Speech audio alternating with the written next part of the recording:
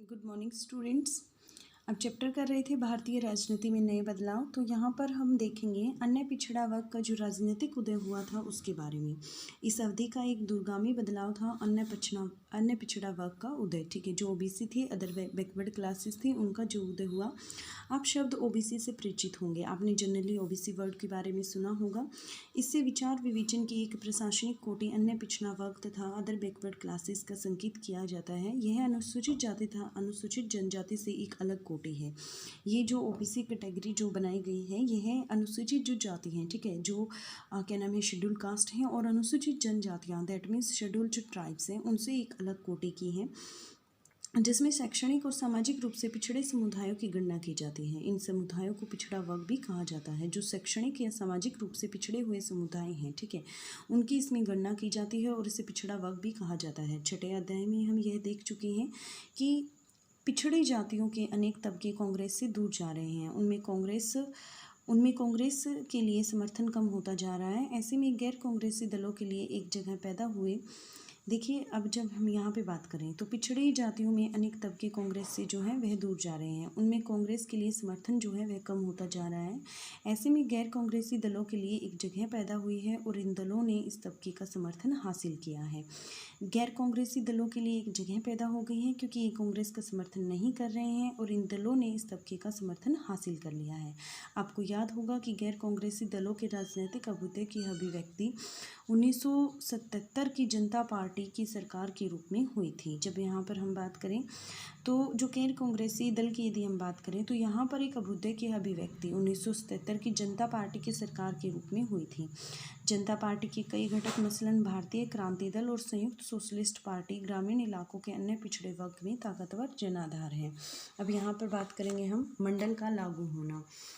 1980 के दशक में अन्य पिछड़ा वर्गों के बीच लोकप्रिय ऐसे ही राजनीतिक समूहों को जनता दल ने एकजुट किया है। 1980 की बात करें तो जो अन्य पिछड़ा वर्ग थे उनके बीच में लोकप्रिय ऐसे ही राजनीतिक समूहों को जनता दल ने एकजुट किया है। राष्ट्रीय मोर्चा की सरकार ने मंडल आयोग की सिफारिशों को लागू करने का फैसला किया है। राष्ट्रीय मोर्चा सरकार की बात करें तो उन्होंने मंडल आयोग की सिफारिशों को लागू करने का फैसला किया था। जो राष्ट्रीय मोर्चा सरकार 1989 में बनी थी, उसने क्या किया था भाई, उसने यहाँ पर मंडल आयोग की जो सिफारिशें थी उन्हें लागू करने का फैसला लिया था। इससे अन्य पिछड़ा वर्ग की राजनीति को सुगठित करने में मदद मिली। नौकरी में आरक्षण के सवाल पर तीखे वाद विवाद हुए और इन विवादों में अन्य पिछड़ा वर्ग अपनी पहचान को लेकर ज़्यादा सजग रहा।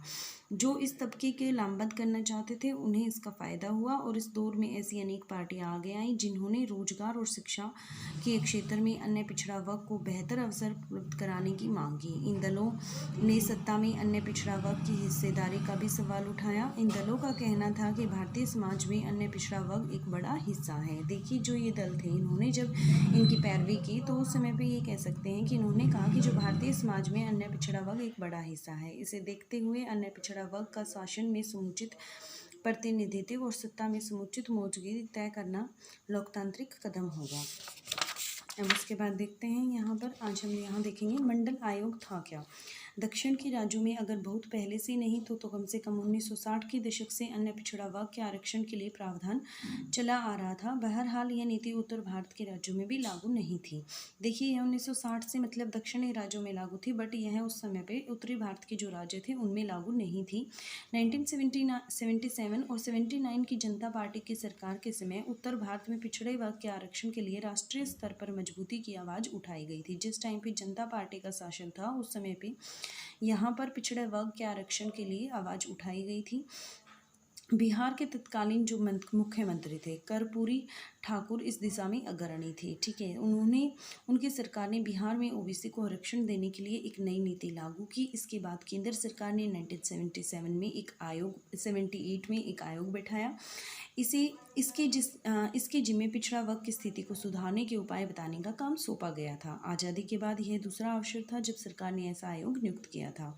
इसका कारण आधारिक रूप से इन आयोग को दूसरा पिछड़ा वर्ग आयोग कहा गया। आमतौर पर इस आयोग को इसके अध्यक्ष जो थे वह बिंदेश्वरी प्रसाद मंडल के नाम पर मंडल कमीशन कहा जाने लगा। जो इस आयोग की स्थापना की गई थी वह इस आयोग के जो अध्यक्ष थे वो कौन थे? अध्यक्ष थे बिंदेश्वरी प्रसाद मंडल और इसी के नाम पर इसे मंडल कमीशन के नाम से जाना जाता है। ठीक है, तो देखिए, मंडल आयोग का गठन भारतीय समाज के विभिन्न तबकों के बीच शैक्षिक और सामाजिक पिछड़ेपन की व्यापकता का पता लगाने और इनके पिछड़े वर्गों की पहचान के तरीके बताने के लिए किया गया था। मंडल आयोग का गठन किया गया था, वो किस पर्पज से किया गया था कि जो सामाजिक और शैक्षिक रूप से पिछड़े हुए हैं उनकी व्यापकता का पता लगाने के लिए और उनकी पहचान करने का जो तरीका है उसे बताने के लिए किया गया था।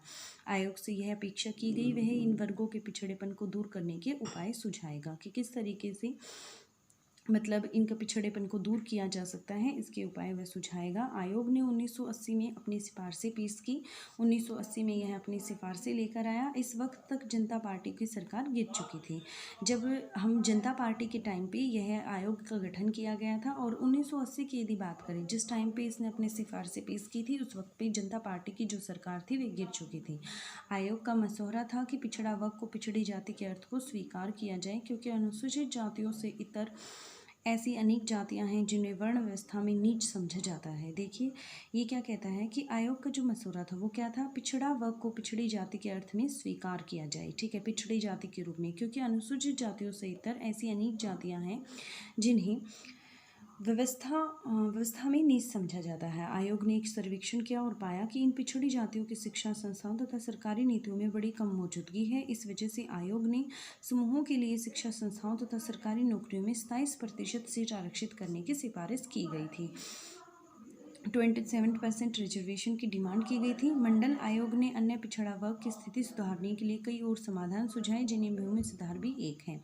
1990 के अगस्त में राष्ट्रीय मोर्चा की सरकार ने मंडल आयोग की सिफारिशों में से एक को लागू करने का फैसला लिया। देखिए, जो राष्ट्रीय मोर्चा की सरकार आई तो उसने 1990 में मंडल आयोग की जो सिफारिशें थी उनमें से एक को लागू करने का फैसला किया। यह सिफारिश केंद्रीय और उसके उपक्रमों की नौकरियों में अन्य पिछड़ा वर्ग को आरक्षण देने के संबंध में थी। सरकार के फैसले से उत्तर भारत में कई शहरों में हिंसक विरोध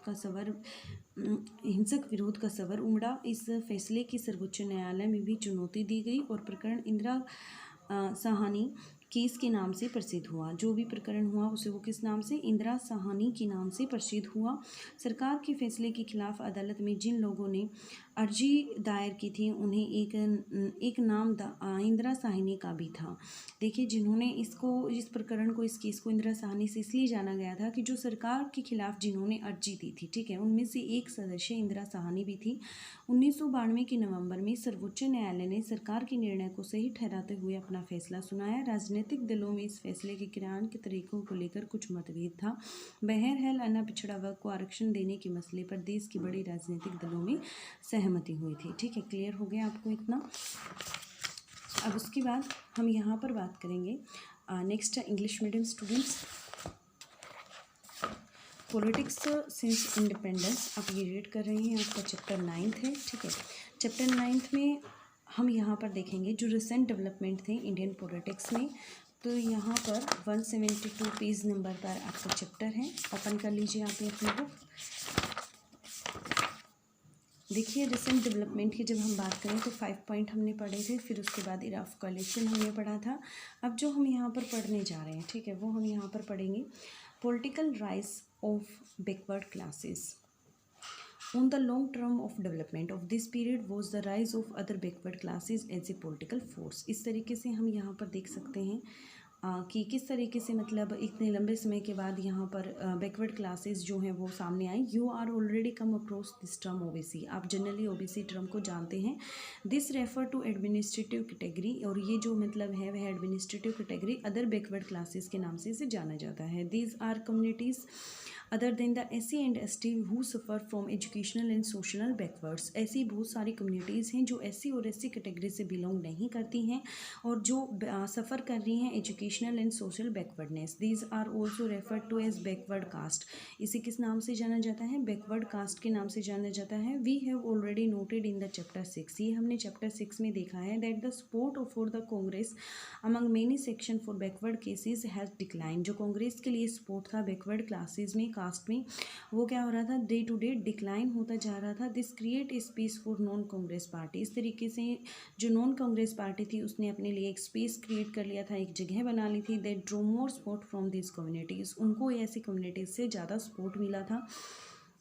You would recall that a rise of these parties first found political expression at the national level in the form of Janata party government in 1977। इस तरीके से हम कह सकते हैं कि जो मतलब rise of these parties first found कब political expression at the national level पे कब हुआ था, जनता पार्टी के रूप में उभर कर सामने आई थी 1977 में।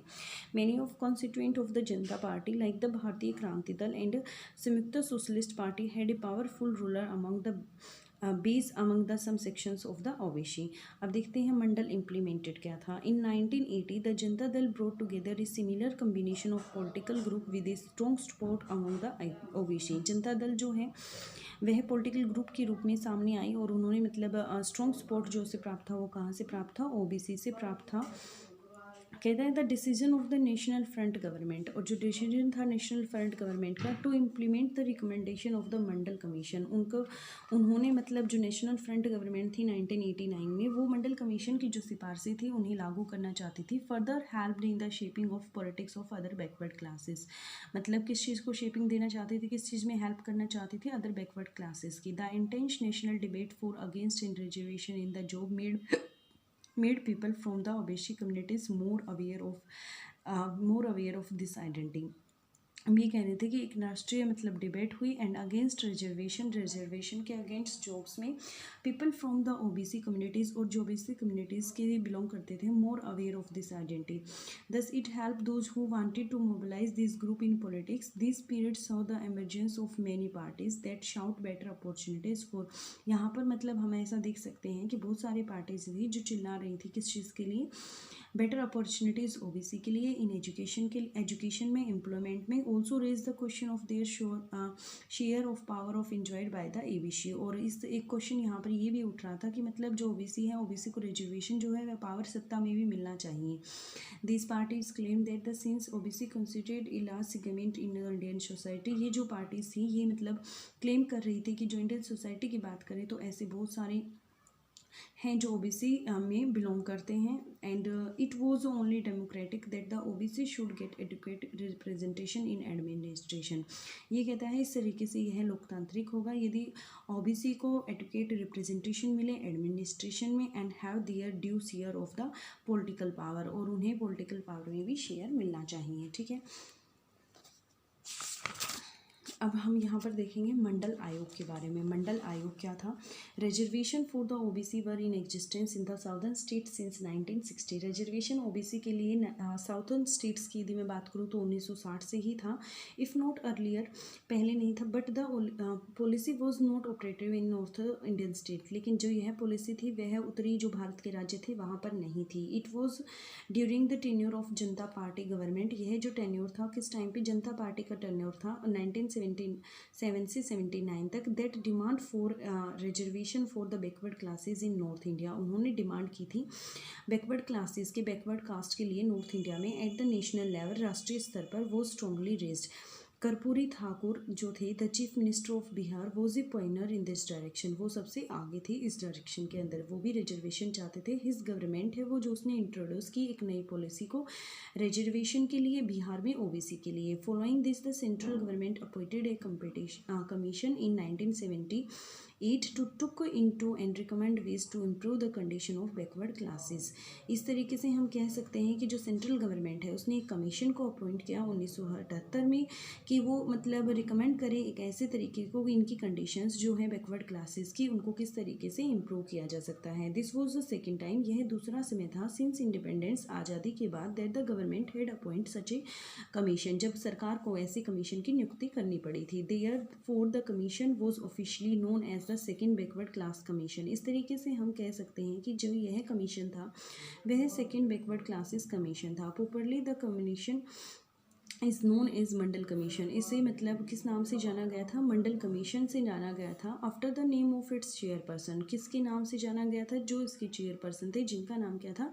बिंदेश्वरी प्रसाद मंडल था। ठीक है, the Mandal commission was set up to investigate the extent of educational and social backwardness among the various sections of the Indian society and recommend ways of identifying these backward classes। जो मंडल कमीशन था उसका काम क्या था? Investigate करना कि किस तरीके से मतलब मतलब एजुकेशनल और सोशल बैकवर्डनेस से कौन पिछड़े हुए हैं, ऐसे सेक्शंस कौन से हैं इंडियन सोसाइटी में, और ऐसे वेज रिकमेंड करना जिनसे इन क्लासेस को आइडेंटिफाई किया जा सके। It was also expected to give its recommendation on the ways in which the backward could be ended. और इट वॉज ऑल्सो एक्सपेक्टेड, और यह भी एक्सपेक्ट किया जाता था कि जो रिकमेंडेशन है on the ways in which the backward could be ended, और बैकवर्डनेस जो रिकमेंडेशन देगा उससे क्या हो जाएगी, ख़त्म हो जाएगी। The commission gave it's recommendation in 1980, और जो कमीशन था, आयोग था, उसने जो अपनी रिकमेंडेशन दी थी वो कब दी, 1980 में दी। Bye then the Janata government had fallen, जब तक जनता गवर्नमेंट जो थी वह नहीं थी, और जनता गवर्नमेंट ने ही इसकी नियुक्ति की थी। Bye then the Janata government had fallen, the commission advised that the backward classes should be understood to mean backward caste। जो कमीशन था उसने एडवाइस किया कि जो बैकवर्ड क्लासेस हैं उन्हें बैकवर्ड कास्ट से समझा जाए। Since many caste other than the schedule caste, ऐसी बहुत सारी कास्ट हैं जो शेड्यूल कास्ट के अलावा were also treated as the low in the caste hierarchy, उन्हें नीच समझा जाता है कास्ट के according. The commission did a survey, commission ने एक सर्वे किया एंड फाउंड दैट, और फाउंड किया कि जो बैकवर्ड कास्ट हैं वेरी लो प्रेजेंस है in both educational institution and in employment in public services. Education में यदि देखें तो वहाँ पर भी इनकी संख्या कम है, और यदि गवर्नमेंट जॉब में पब्लिक सर्विसेज में इनकी बात करें तो वहाँ पे भी ये कम है। If therefore recommend reserving 27% of the seats, इसलिए इन्होंने यहाँ पर रिजर्वेशन 27% के लिए कहा गया जो इनको एजुकेशन में और गवर्नमेंट जॉब में मिलना चाहिए। The Mandal commission also made many other recommendation, Mandal commission ने ऐसी और बहुत सारी रिकमेंडेशन दी थी, लाइक द लैंड रिफॉर्म, भूमि सुधार हो और इम्प्रूव किया जाए ओबीसीज की कंडीशन को। इन अगस्त 1990 में अगस्त में द नेशनल फ्रंट की जो गवर्नमेंट थी decided to implement one of the recommendation of the Mandal commission pertaining to reservation for the OBC. उन्होंने इसकी जो मंडल कमीशन की जो रिकमेंडेशन थी उनमें से एक को मान लिया था, वह क्या थी, रिजर्वेशन होना चाहिए ओबीसी का जॉब में और सेंट्रल गवर्नमेंट में। And its undertaking the decision sparked agitation, और इसकी वजह से इस डिसीजन की वजह से एक चिंगारी लगी एंड वायलेंट प्रोटेस्ट, और एक हिंसात्मक प्रोटेस्ट हुआ in many cities of north India की बहुत सारी सिटीज़ में। And the decision was also challenge by the Supreme Court, और इस डिसीजन को चैलेंज किया गया सुप्रीम कोर्ट में।